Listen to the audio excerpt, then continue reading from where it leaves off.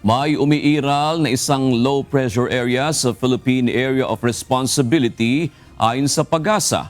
Ngayong hapon, namataan ito sa layong 1,160 kilometers silangan ng Northern Luzon.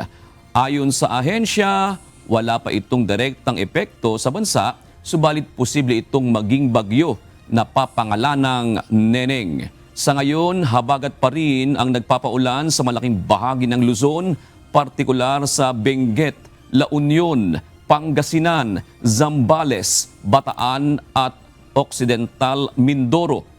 May pabugso-bugsong ulan din sa Metro Manila, Ilocos Sur, Abra, Tarlac, Pampanga, Bulacan, Nueva Ecija, Cavite, Laguna, maging sa Batangas, Rizal, Oriental Mindoro at Antique. Asahan ang kalat-kalat na pag-ulan sa Negros Island Region, sa nalalabing bahagi ng Luzon at sa nalalabing bahagi ng Western Visayas. Samantala, may papulupulong pag-ulan din sa nalalabing bahagi ng Visayas at Mindanao.